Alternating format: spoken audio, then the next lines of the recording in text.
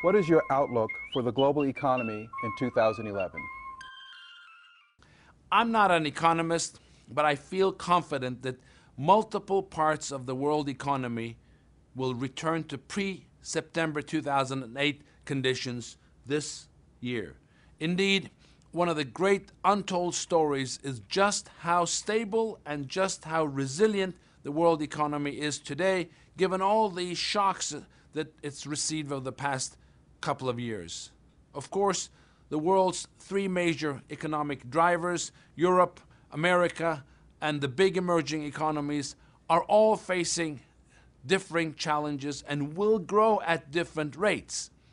That said, at Coca-Cola, we're seeing signs of stronger economies in most of the 206 nations where we operate. The BRIC countries, of course, continue to be the most resilient, followed closely by a number of smaller emerging nations across Eurasia, across the Middle East, Asia, Latin America, and Africa that have fared equally well since September of 2008.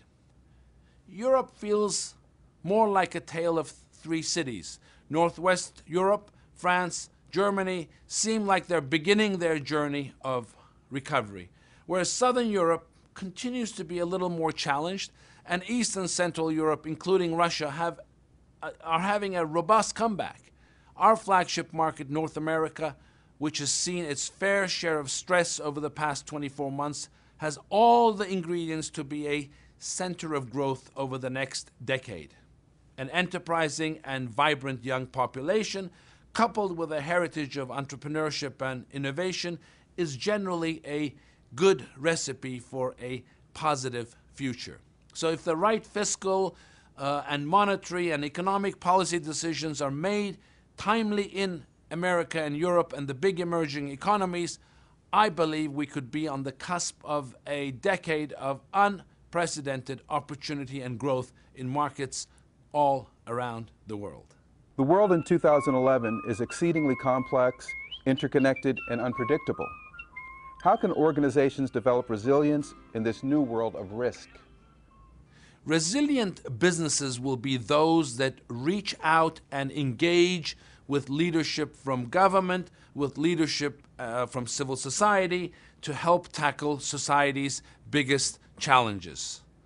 Whether it's a social problem, an environmental problem, or an economic problem, this golden triangle of business, government, and civil society partnership is where we are going to see the most progress.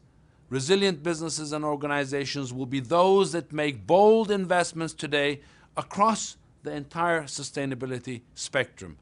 Here's the reality we're all facing. In the next 10 years, the next decade, we're going to see 1 billion people around the world enter the middle class. We're going to see increased urbanization and population pressure, and we're going to see greater demand for fewer resources. Strategically, investing in sustainability initiatives today is the surest path toward mitigating many of tomorrow's largest risks. As global growth shifts to the developing world, what should be the role of business in developing countries?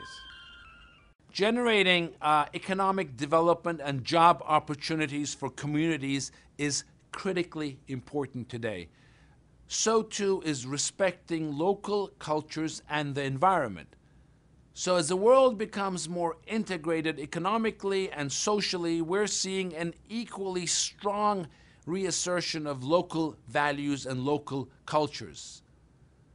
Businesses need to be respectful of this and do our part to become part of the fabric of the community. How can companies turn sustainability into a competitive advantage? The moment businesses stop referring to the term sustainability and instead simply call it smart business is the moment they reach competitive advantage. When you innovate and create new solutions to reduce energy and reduce material costs, when you empower and improve the communities and people that you do business with, when you safeguard and protect the resources that go into your products, That's not just about sustainability.